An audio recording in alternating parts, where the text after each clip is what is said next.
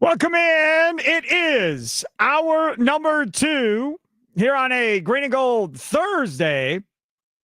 Steve Sparky Fifer with you, broadcasting live from the 1250 AM 105.7 FM The Fan Studios, powered by the Potawatomi Sportsbook. Sparky here, Charlie Usen over there, other side of the glass. Tim Dillard, FanDuel Sports Network, Wisconsin Brewers analyst, joins us coming up here in 15 minutes. You'll be able to talk with him. And then at 3:40, Charlie's Sounds of the Day.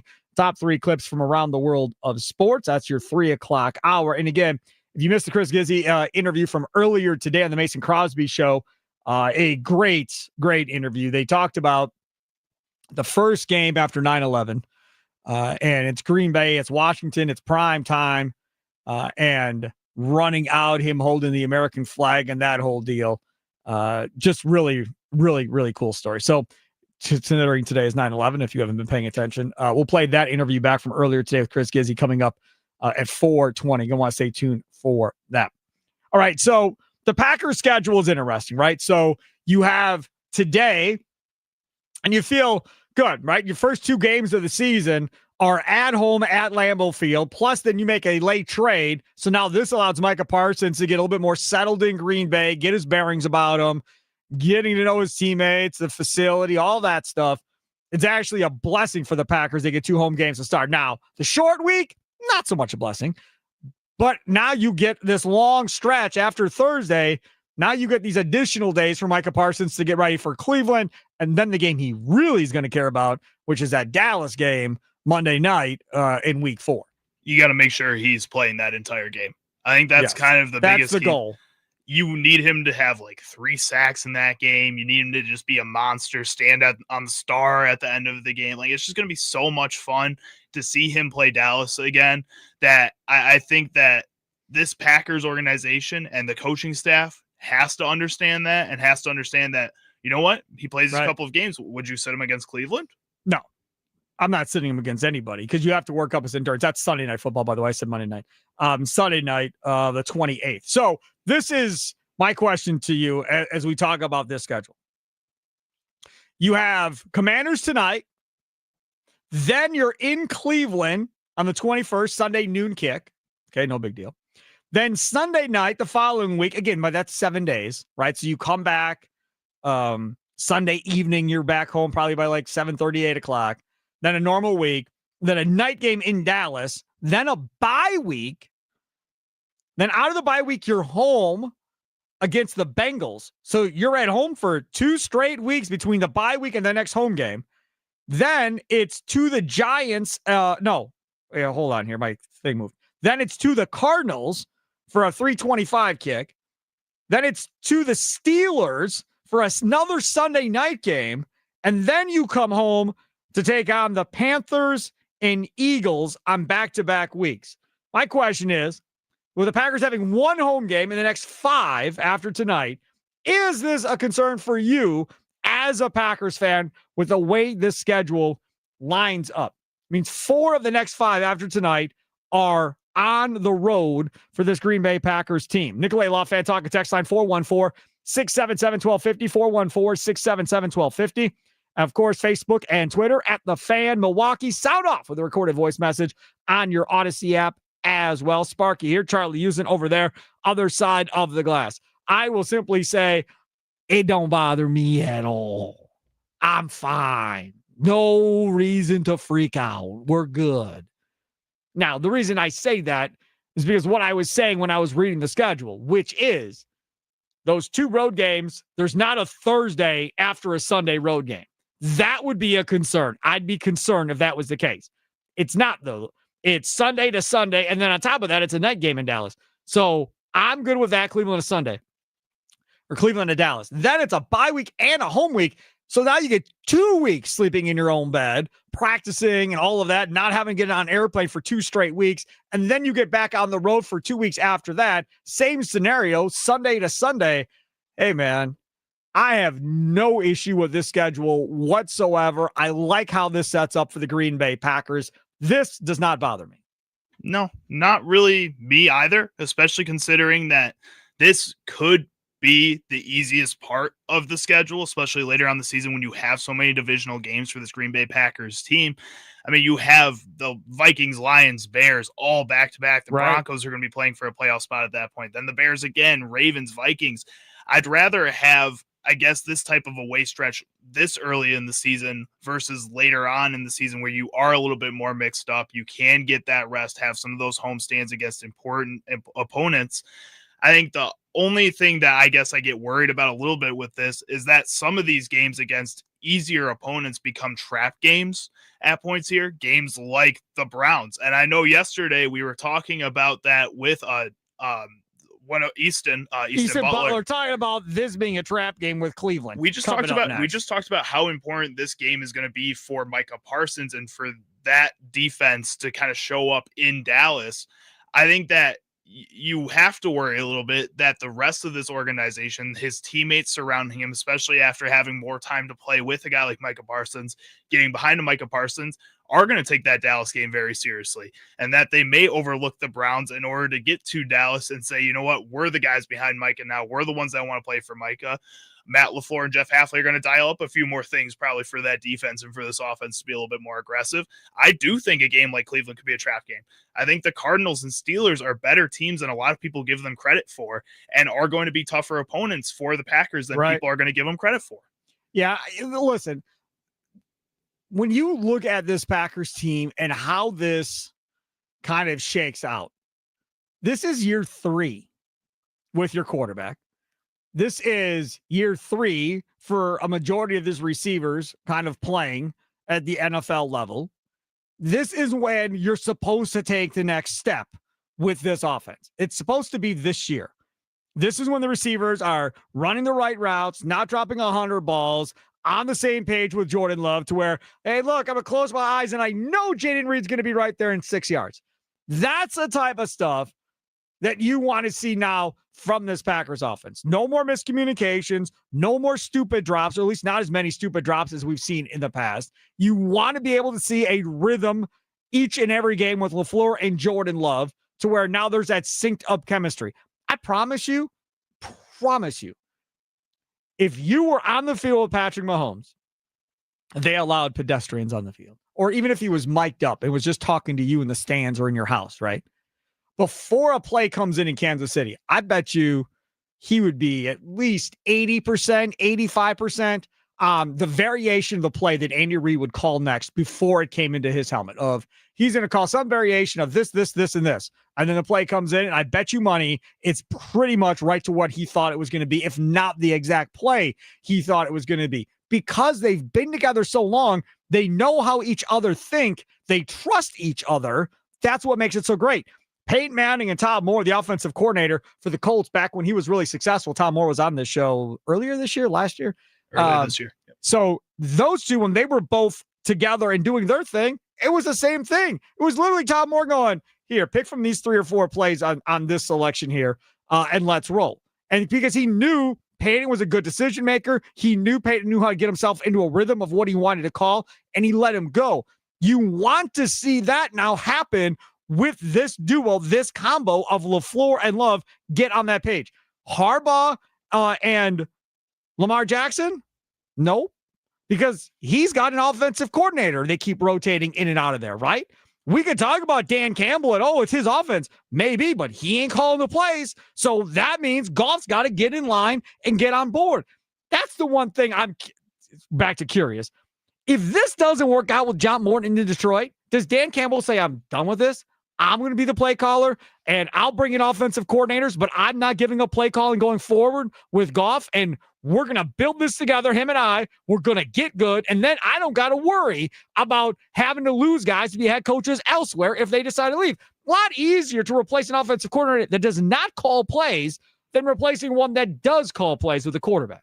It also puts you in a lot more danger if you are going to be the play caller as well, and the offense still doesn't look as good. Yes, you're right. And I think a guy like Dan Campbell, yes, he would be willing to do that because he's willing to put himself on the line for this team. That's what he says all the time. At the same time, I don't know. I think you have to give John Morton a little bit more time. I think you have to give another offensive coordinator a chance before he really takes that type of gamble. It's been 1 week. I think maybe eventually he could do that, but it'd have to be another offensive coordinator after this before he takes those calling duties away. Coming up next, we're going to talk with our guy, Tim Dillard, FanDuel Sports Network, Wisconsin Brewers analyst. Looking forward to that. And, that's the one thing, too.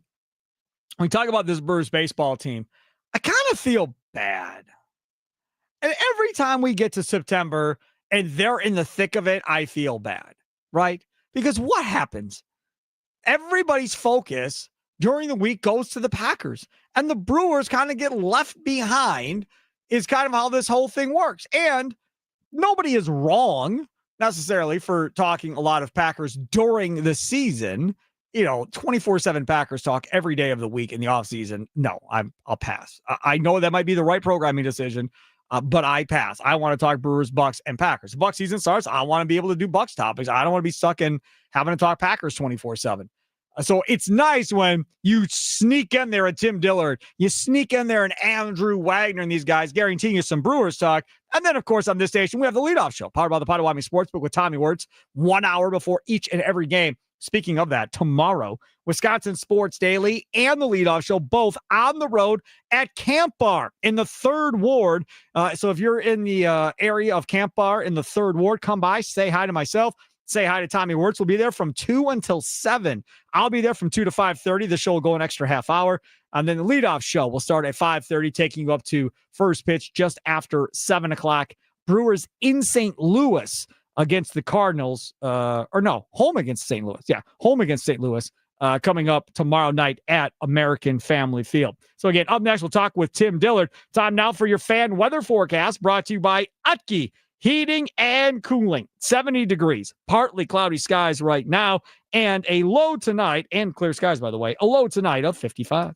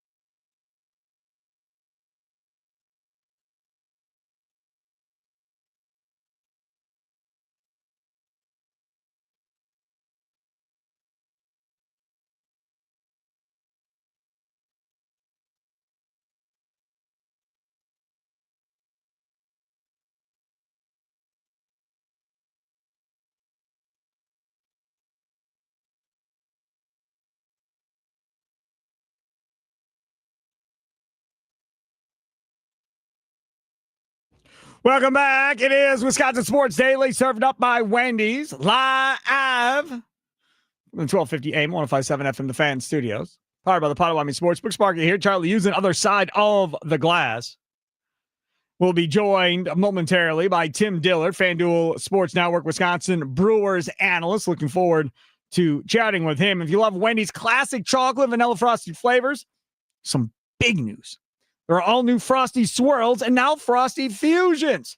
It's the same creamy treat you've always loved, now with a flavor refresh. So what are these new flavors? Okay, well, we've got the Frosty Swirls, strawberry, brownie, batter, and caramel. And now the Frosty Fusions. Oreo brownie, caramel crunch as pieces of toffee, and Pop-Tart strawberry. And again, you can get the base with any of those when we talk about the chocolate Frosty base or the vanilla Frosty base. So you can mix and match, do whatever you'd like. And it's right there for you. A refresh on a classic, it's got to be Wendy's. I got to ask you something, Charlie. We're waiting for Tim Dillard. So while we wait for Tim Dillard. Tim is in the studio as well. He's here? He's here. Here at the building? Oh, no. There he is. At the building? I'm looking outside the parking lot. I'm like, studios. Tim, it's awesome on his day off. Hey, I can hang out with Sparky. I forgot I have to specify. Yes, old men, yeah. I'm old. You need to specify. Dang it. Tim Dillard joined the guest hotline powered by Gruber Law. Tim, I have a question for you and Charlie. I want to know how both of you would have handled the situation I was involved in last night. I went to Kohl's, and it doesn't really matter where I went to because it doesn't involve them necessarily. But just to give you some background. So went to Kohl's last night to get a sweatshirt for Kay because today they can wear Packer apparel to work, whatever else. She wanted a sweatshirt. Fine. So I run over there. Now they close at 10 o'clock. I got there at like 9:30, 9:40, something like that. So late. So right kind of before closing to give you an idea of what time it is. There is a lady who has her phone on speaker and is playing music of some sort. And then there's like commercials, whatever, on full blast on her phone, walking around the store in departments. And me and the others that are there are kind of like looking at you like, really? You're going to do this? And literally all the way around. I get the sweatshirt. I go stand in line. Now, by this point, the ladies walked all the way around the stores by the cashier register. I swear to God, we were walking at the same pace in and out of departments. So now she's there. The cashier goes, "What is that?" Quite loud. And I was like, "Oh, that's that lady over there who's playing music from her phone." She's like, "Really?" I was like, "Yeah, she's been doing it the whole time I was in the store." She's like, "I'm so sorry." So I said nothing. Nobody said a word to this lady the entire time. We just let her do her business because there wasn't a ton of customers in the store. So nobody said anything. Would you have said something, Tim Dillard? How would you have approached it?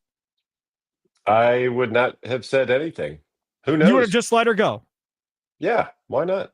I mean, unless it's like one of my kids walking around my house when I'm trying to be on a Zoom call, or something like.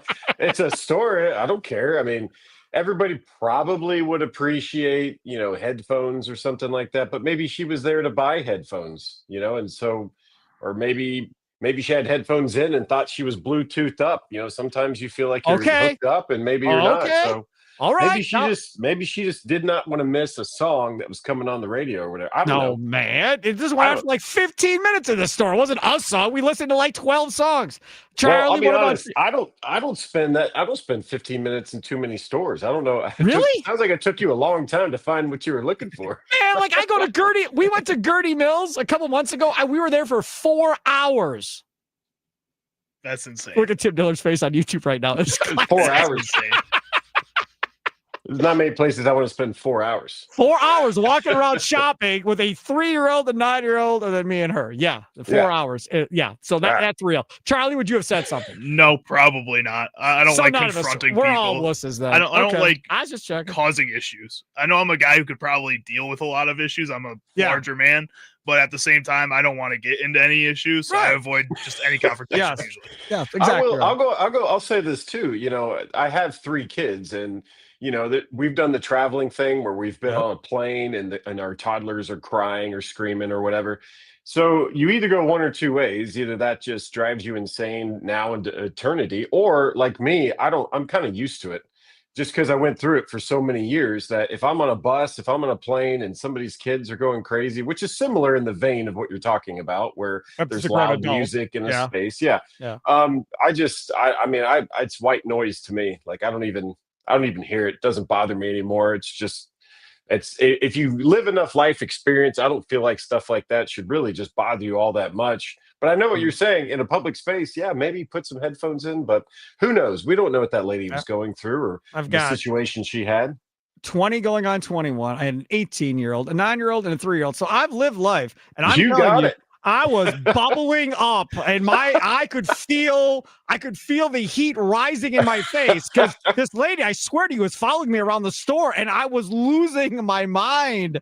And I just had to get out of there. It's like, I've got to get out of here before I say something. I got to get out quickly. I got out. I said nothing. I started nothing. I got out, but my goodness gracious. Okay, now back to the Brewers. Sorry, Tim Dillard, FanDuel Sports Network, Wisconsin Brewers analyst.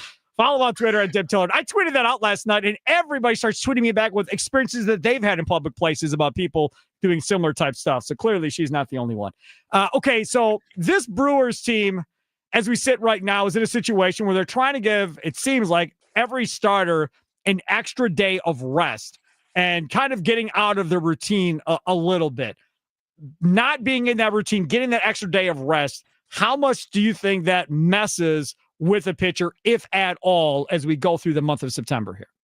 Well, I think they probably ask each guy individually, hey, do you need a day off? Do you want a day off? And they have stats on everything. What's Freddie Peralta's stats when he gets 4 days rest, when he gets 5, when he gets 6? I mean, they have that available. So they're just trying to maximize to make sure these guys stay healthy.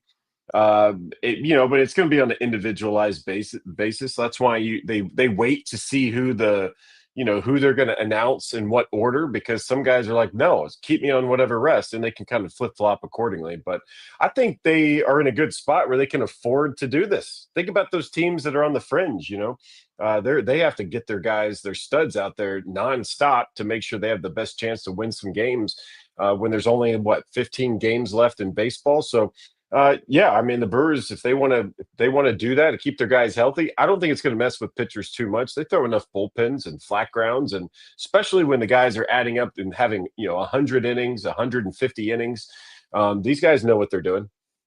The other thing about this is, you get swept against the Rangers. Now, game 2, they were hitting hard balls and they were all being caught. So whatever, it is what it is.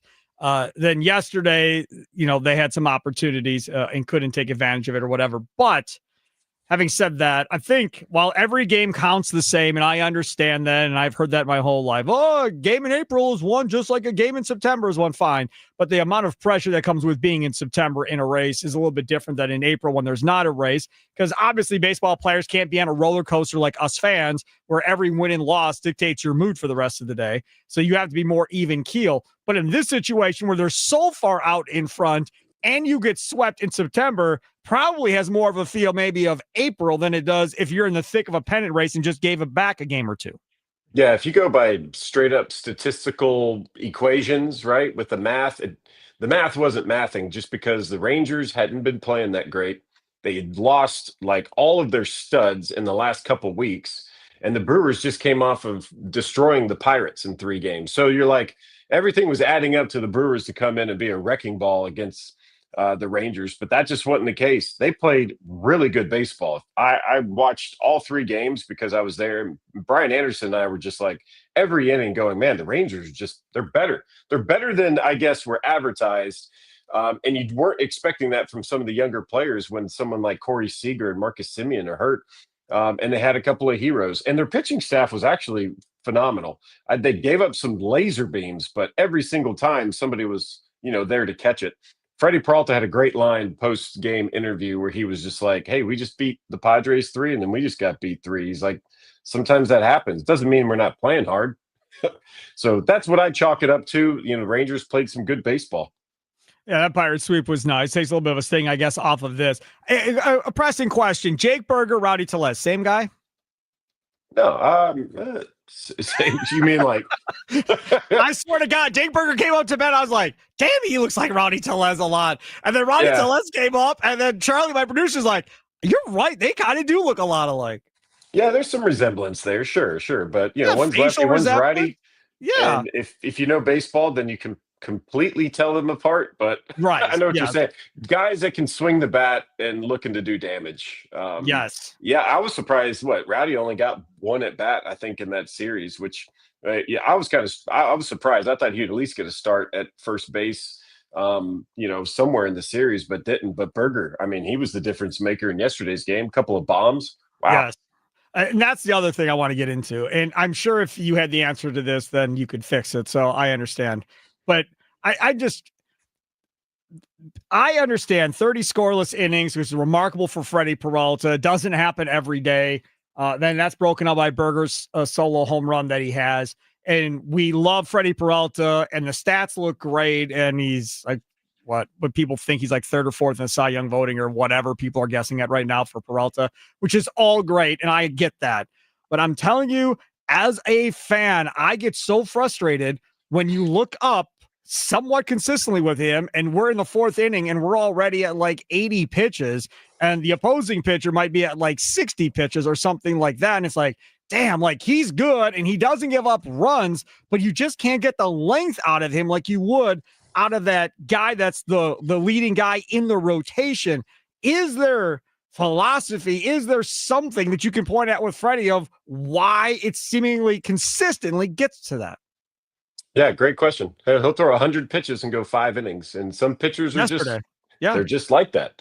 That's not what he wants to do, but he does strike out a lot of people, which takes a lot of pitches. I think we're still on the heels of someone like Corbin Burns in his Cy Young year, where he would strike out everybody, but he was striking them out on 3 or 4 pitches. It didn't take 6 or 7. And I think Freddie has found success just because he is limiting, contact. Very little contact. It's almost like he'd rather just walk you or strike you out, which is fine. It's a great way. He's had great success. His 6 games before this one yesterday were phenomenal. But yeah, I know what you're saying. You want guys to be like, okay, throw less than 20 pitches an inning. That's a real thing. But when things are going great, you don't really complain about it. But if things aren't going great, then you're like, well, why can't you just do that? Sometimes you have your stuff and it works perfectly. But every pitcher's different. But would we want Freddie to throw 5 pitches every inning and throw complete game shut pieces? That would be cool. Or what about 7 innings on 100 pitches, only strike out 5 and doesn't have any walks, but gives up 2 or 3 runs? Right now, he was hitting a stretch where he didn't want to give up any runs for 5 innings. That's the stretch he was on, 5 or 6 innings. That plays too, because you could turn it over to a bullpen, but you can't have a whole rotation of those type of guys because that destroys your bullpen. And guys play different roles at different times. It's frustrating to me because I was a contact guy. I threw sinkers. So I'm like, just throw sinkers. But then again, I wasn't in the big leagues that long. So apparently what I was doing wasn't what they were looking for. But Freddie Peralta puts up zeros more often than not. So I don't care if it takes him 30 pitches, just put up zeros. Tim Dillard, FanDuel Sports Network, Wisconsin Brewers analyst. Follow him on Twitter at Tim Dillard. Brewers Cardinals tomorrow. Will be at Camp Bar with this show and the leadoff show tomorrow from 2 until 7 o'clock tomorrow. Camp Bar in the 3rd Ward. Come out, say hi. I have all kinds of different paraphernalia to give away as well. Brought to you by our good friends at Sun Cruiser Vodka Iced Tea. Okay, here's another one for you. So all of these guys aren't going to start in a playoff series who's currently in the starting rotation. Do you start to think about what that looks like? And then if the plan is player X is going to be coming out of the bullpen and that's the plan right now, do you start to get that player a couple of opportunities out of the bullpen to have that experience prior to the playoffs? I don't know. I don't know if that's necessary or not. There's some guys that I would definitely not put in the bullpen. I just feel like they're more valuable as starters. Someone like Woodruff, not putting him in the pen. Honestly, I wouldn't even put Mizrowski in the pen unless you just knew there was only going to be like 4 guys. I don't think you should put Quintana there. I think Priester should be a starter. But they hit a run. All 5 starters for the Brewers, all of them pitched phenomenal. There was a 5-game stretch recently that was just nothing but awesome. And if they go to a 5-game series, they skip the wild card thing to go straight to a 5-game series. This team is built for 5-game series, 7-game series, because they have a lot of good starters. So I don't know if they choose their best 3, and because of all the off days, they can, circle back and hit these guys sooner. But I feel comfortable with all of those guys. And the bullpen, I mean, especially getting healthier. Grant Anderson's back, should be getting Mears back at late September. McGill just threw a live BP the other day. So start getting the bullpen back together. It won't matter. They're going to go at it like everything's the same. Normal game. Here it is. There's no reason to do anything different when it comes to playoffs, because the team has played so well all season long with a certain formula of these guys in the starting rotation and these guys in the bullpen. You talk about those off days, the divisional round. Andrew Wagner brought it up the other day when he was on looking ahead at that format. It looks like it's going to be a game, an off day, a game, a travel day, a game. So you're going to have off days in between each one of those first 3 games. That essentially kind of allows that bullpen to reset, right?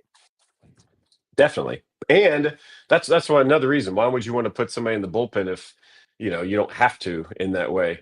But also if they skip the first round and they got to wait 5 days or whatever, 4 days off, then they play a game and then another day off. Like, that's more concerning. Like, they can't figure out a better way to do this, but whatever. I mean, you prepare the best you can for those. But I like our bullpen. I like the bullpen. I like watching this team play, because each one of those guys is a contributing factor in what they do and how they do it. Who knows if they get DL Hall back? Aaron Ashby's been fantastic. I mean, the other day he got jumped a little bit, but if you look back at just the Rangers series and some of the hiccups that they had, a lot of the hits were off pitches that were not even in the zone. So you got to credit, I don't like tipping my cap. You hear that all the time. Oh, let's tip our cap to the other team. As a former player, I'm like, no, who cares about the other team? But if I'm a pitcher and I throw a pitch that's out of the zone, the pitch I want to throw, and a guy does something, like gets the base hit, hits a homer, like, you almost have to be like, what else you want from me? It's not like I made a mistake down the middle. Berger hit a ball that was like 6 inches above the zone for a homer. Osuna had like 3 base hits in the series on pitches that were probably going to hit the dirt. Things like that. You're just like, what else you want me to do? I got him in the right count. I threw the right pitch and they got a hit out of it. Not sure I was going with any of that, but the pitching staff has been good. So I'm not going to, the pitching staff start these guys. The relievers are good. Everything else in between with all the off days, that's just another hurdle for any team to kind of go through. Is Tim Dillard, FanDuel Sports Network, Wisconsin Brewers analyst. Follow him on Twitter at Dim Tillard. Brewers Cardinals back at it again at American Family Field coming up tomorrow night. We'll talk to you again next Thursday. Thanks, Tim. Yeah, thanks, Sparky. I can't wait to go out in public and listen to my phone on loud with no headphones. I'm telling you right now, you better shoot video if you do it and see how long it takes somebody to walk up to you and say something, because that would be amazing. There he is. Take care. There he is, Tim Dillard, joining us, Fan Guest Hotline, powered by Gruber Law. One call, that's all. If you don't understand what that was about at the end of the interview, then you can go back on your Odyssey app or go back on YouTube, the Fan Milwaukee YouTube page, and watch the beginning of the interview when we spent the first 3 or 4 minutes about something that happened to me at a department store last night when I was out shopping. And Tim, Charlie, and I they both said they would do the same thing that I did. And I was very close to not doing what I did at the end of the day, as I was boiling internally as I was trying to get through that store. You can't let those things bother you, Sparky. That's just a little annoyance throughout the day. Think about all the good things that happen throughout the day. Can I just say that this job is very good for me? Yeah. Because if I didn't have this job, if I wasn't front facing on a microphone and people, kind of knew who I was, I'd be in way more confrontations. You'd be like in the cartoons where the guy's head turns red and there's steam coming out of his ears all the time. I would be in way more confrontations on a daily basis in a store with people. I promise you, I would not be able to control myself. But at the end of the day, it's like, don't cause a scene, you idiot. Just get out of here. Don't cause a scene. But if I worked at like an office job or something, man, please. Hey, Potawatomi Sportsbook, to and from Brewers games. Take those shuttles, right? They start going 1 hour before the game. They stop going 1 hour after the game. And you can park your car right there, the beautiful parking garage. All you have to do to get on these shuttles, same day wager on a game, or you make a purchase at the Potawatomi Sportsbook. 48 beers on tap at the Potawatomi Sportsbook kitchen. You got desserts and pastries, all homemade each and every day. Got the all-day brunch, got specialty cocktails, all kinds of great food to pick from. So all you have to do is do one of those two things to get on, and it takes you to the game and back from the game. Like I said before, if you're going like an afternoon game or something, make reservations maybe for one of their fine dining restaurants. Tell your significant other, hey, I know you don't really want to go. This ain't really your thing, but I'll treat you to a nice, whatever kind of meal that person likes at this dinner, at this restaurant after the game at Potawatomi. We'll take the shuttle there. We'll go back, maybe, play some slots or something so you're happy, and then we'll go have a nice meal, and then we'll go home. Everybody wins. Sounds like a good plan to me. Everybody wins. Potawatomi.com/sportsbook. Potawatomi.com/sportsbook. Up next, Charlie, Sounds of the Day. Wisconsin Sports Daily, served up by Wendy's. Live from the 1250 AM and 105.7 FM The Fan Studios. Powered by the Potawatomi Sportsbook. Sparky here.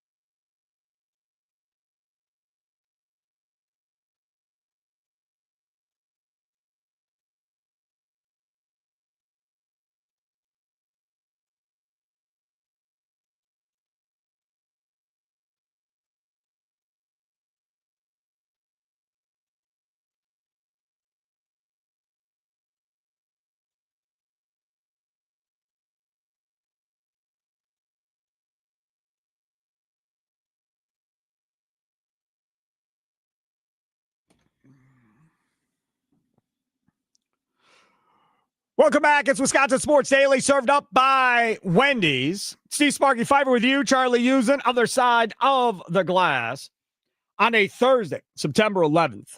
And obviously, September 11th will always be in our minds forever. Chris Gizzi, who was on that Packers team who played Washington at Lambeau Field after that, They wrote a nice piece about him, and Mason Crosby saw it this morning. So, let's get him on my show. So Mason Crosby, Tommy Wirtz had him on the Mason Crosby show, usually with Mitch Thunder and Ellison. He's still on there from 10 to 11 because he's got his own show now during the week, right? From 11 to 2 middays with Thunder.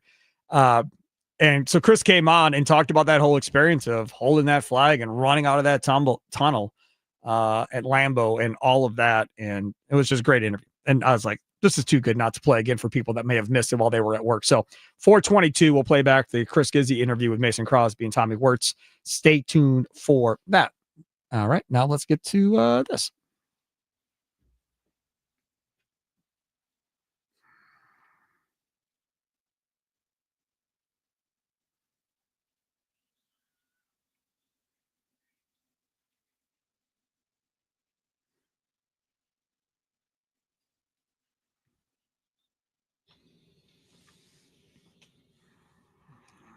Okay, here we are. Charlie Sounds of the Day brought to you by Prize Picks. Download that Prize Picks app today. It's free. Costs you absolutely nothing. Use the promo code Sparky, SPARKY, and you will get $50 in funds after you play your first $5 lineup by using the promo code Sparky. Do it today. Charlie, using the other side of the glass. Where are we going first? All right. First up here, yesterday we heard from NBA Commissioner Adam Silver discussing the Kawhi Leonard Clippers situation going on. There's more news about that came out today from Pablo Torre, but that's not what we're going to play. We're going to listen from Adam Silver once again on another topic that he talked about during that press conference yesterday, and that is the complaint that the NBA is not accessibly viewable for all fans as of right now. There's a huge amount of our content that people can essentially consume for free. I mean, this is very much a highlights-based sport. Idiot. So, Instagram, TikTok, Twitter, you name it, any service, the New York Times for that matter, to the extent that your content is not behind a paid firewall. There's an enormous amount of content out there. YouTube, by another example, that is advertising based that consumers can consume. If I was an owner, I'd be livid. If I was an owner, I'd be livid. If I was a TV person, the TV contract with the NBA, I'd be livid. Because this is the problem with that statement. While it's true, and it's very true, it is a highlight league. It's been a highlight league for quite some time now. But because of social media, you no longer have to watch games. You no longer have to watch SportsCenter for the top 10 plays of the night. You don't have to do any of that. I know. The 18-year-old. NBA season comes around. Did you see this from last night? No. Oh, he's the one that told me about these obnoxious Hornets announcers a couple of years ago. Oh, they're great. Blah, blah, blah, blah, blah. I'm like, have you watched the game? Like, but their highlights calls are great. That's how he consumes it. He doesn't sit down and watch full games. He consumes it based on the highlights that he sees on social media while he's on his phone. So that helps with the younger viewers, but that isn't getting people to turn in and watch full games. That's not what's happening. It's great for TikTok. It's great for Twitter. It's great for Instagram and those platforms. It's great. But is it translating to people actually watching full games come playoff times? Is it translating to people watching full games come the NBA finals? Are you growing your demographic to the TV screen or the streaming service to watch the games at all? Like, that should have been the follow-up question. And I don't know what was the follow-up question, because that clip is the clip that's floating around the internet. That's the clip that they were talking about last night all over. I heard Bart Winkler talking about it last night in the Infinity Sports Network. Here, Bart, weeknights, 9 p.m. to 1 a.m., does a show right here out of the fan studios in Milwaukee. And he was having the same conversation about this. I don't think Silver was wrong. I think he was stupid for saying it. I think he's right in what he said, but I don't think that's how you want the league to be viewed. I don't think you want the league to be viewed that way as an owner, and I don't think you want to view that way as a potential TV partner. If I'm NBC getting back into bed with the NBA for the first time, and you tell me, hey, man, we're a highlight league. People love, people will consume us through highlights more than they consume us through actually watching games. When you say dumb stuff like that, if I'm a TV partner, what am I doing? Like, Okay, great. They see it for 15 seconds, but if they're not watching my game and my ratings aren't being generated because these people aren't watching, why did I get in bed with this product to begin with? Which is kind of crazy that he has that viewpoint, considering that I guess just 4 years ago, I think about was when the NFL was barring almost every social media account from posting their videos. And they eventually went back on that and started allowing people to start posting their videos because people just weren't paying attention to the NFL that way. That's how people had grown accustomed to catching up on their highlights and all that. So it can be an important part of building your league and making sure that all the people are viewing the sport as a whole.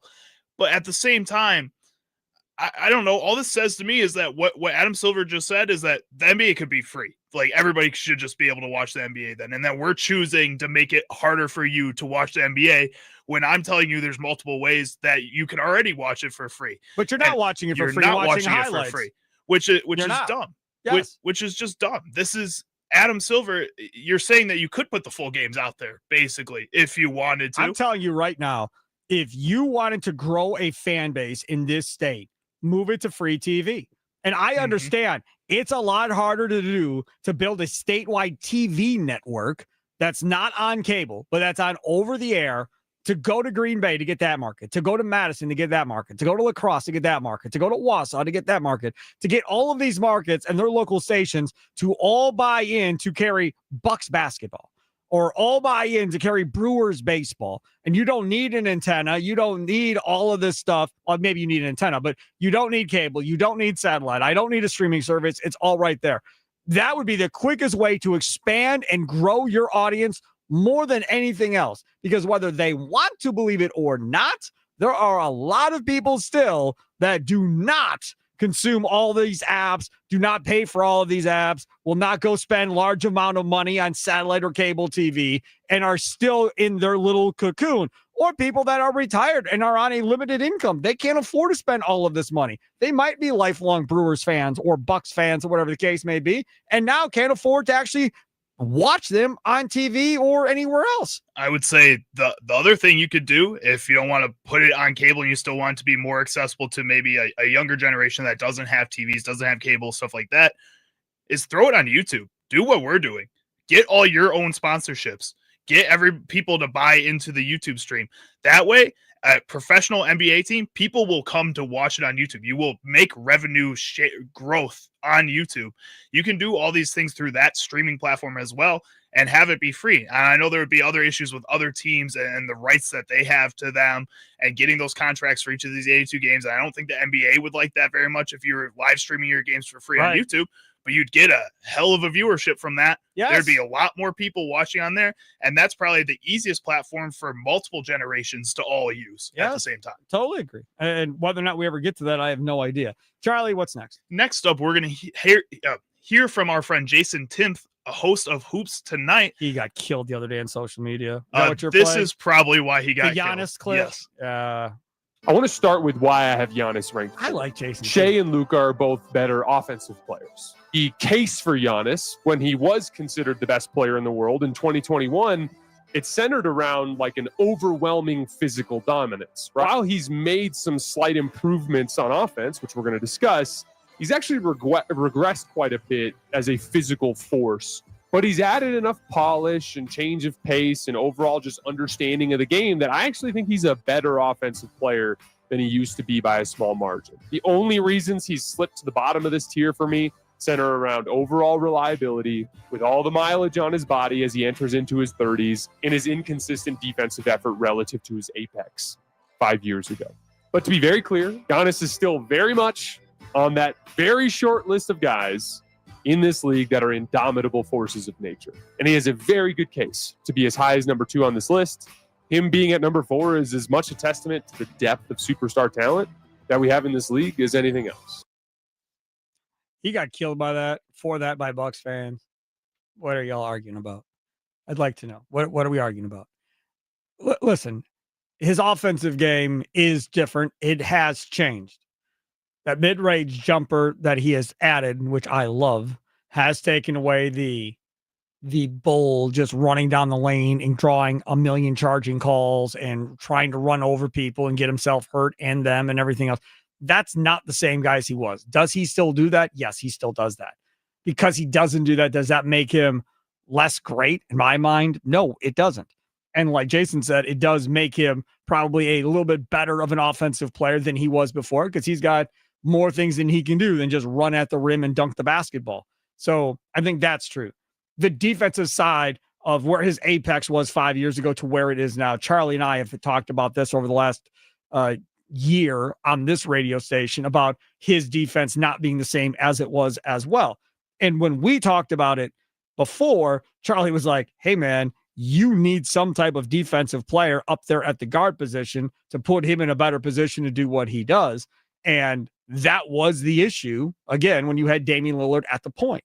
Now, how this changes going forward, how much more he brings up the ball and is playing at the top versus sitting down with his hand up in the air in the post, or however they're going to do this, or he's at the elbow directing traffic on making that next pass. We'll see how Doc uses them this year, but there is something that goes along with why maybe his defense has slipped a little bit based on what's happening in front of him on the floor. So I don't think Jason Timpf is crazy. I like Jason Timpf. I don't think he's completely out of bounds.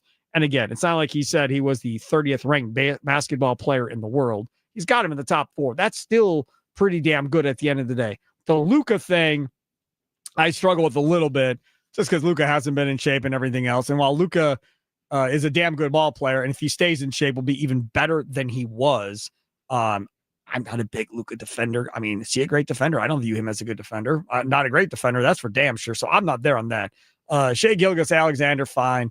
The Joker, as you know, I struggle relating to the Joker at all. He's just, I'm sorry, I'm not there on the Joker, but everybody else is. So I'm clearly out on an island on Joker. But the Giannis 4 behind those 3, I would argue Luka. I would definitely argue Joker, but I know I'm going to lose that to everybody in civilization outside of myself. So I'm not even going to try that. On the Shai Gilgeous-Alexander thing, I can see that argument. Reigning MVP. You got to give him that. And I think the last thing that Jason said there about how there's just a great depth of superstar talent in the NBA right now. I mentioned that the other day too, when you compare it to the NFL and kind of that top tier of players that get considered for a MVP award, how small that group is versus in the NBA. I was looking at the Potawatomi Sportsbook odds, and there is about 15 guys in that list that they have real legitimate odds for to potentially get an MVP vote here. And I think that is really indicative of what we're seeing across the league. And again, that parity that we're starting to see when you have an Oklahoma City versus Indiana finals, that shows that as well. Right. Our third clip. Last up here, we're going to head over to Up and Adams, hosted by Kay Adams, where she had former NFL All-Pro cornerback Richard Sherman on the show to discuss the Packers playing another season without a wide receiver one. I wouldn't clap yet, Sparky. That's the way they play it. That's the way they look on tape. It depends on the week. And that's a good thing for, he sees it as a positive thing. I don't know if I see it as a positive thing in that way because I know the frustration and the tension that builds in the locker room, in a receiving room when you have this. It seems like, oh man, everybody's happy because they're only getting a couple targets. That's not how receivers in the National Football League work, at least the ones that I know. They all want the ball, and they want it every time they're out there. They always think they're open, and they always think they can change the game and affect it in a positive way. And then you draft a receiver in the first round, and so all the guys who thought they Reed and Dobbs and Watson, everybody thought they were the guy. They bring another guy in and say, hey, maybe he's the guy. And so, I think it's at some point going to boil over. I think it's been solid for a couple of years, but eventually somebody has to stand out and be the guy, or you're going to run into some issues. And I remember last year, Dobbs had his time where he got frustrated. They suspended him for a game. Like, that's not out of nowhere. That's the expectation. You're creating an environment that's going to perpetuate that. I understand his point because divas and wide receivers go hand in hand, those two terms, right? Charlie has said that many times. This is my thing. It's their own fault. It's not Matt LaFleur's fault. It's not Jordan Love's fault. It's not the offensive line's fault. It's not the position coach's fault. If you dominate and you're great, Jordan Love will throw you the football. Simple. You're not going to convince me. Now, Aaron Rodgers, on the other hand, he refused to throw to open guys from time to time, trying to force the ball to Devontae Adams. That we've seen. I have not seen examples of not a lot of examples at least, of him just refusing to throw to guys that are wide open. Like Wicks is constantly wide open and he refuses to throw him the ball because he wants to spread it around to Wicks and Watson. And we're going to force it here because I got to make sure Watson gets to, and I'm going to force it here to make sure Tucker Kraft gets to. And we all have to get 2 or 3. And I'm going to ignore you once you get your 2 or 3, no matter how open you are. Baloney. I don't buy that for a second. The reason there is no number 1 is because nobody has established themselves as number 1. And I understand Christian Watson's dad has had his beef of, how can you have a 1 if you don't only get 1 or 2 throws a game? Well, my response is maybe your kid could open more than 1 or 2 times a game. Maybe Jordan Love will give him the ball more. Now, if you have evidence of that, by all means, put it on social media. Show us all the times, every game he's running open and Jordan doesn't throw him the football and how he's ignoring Christian Watson.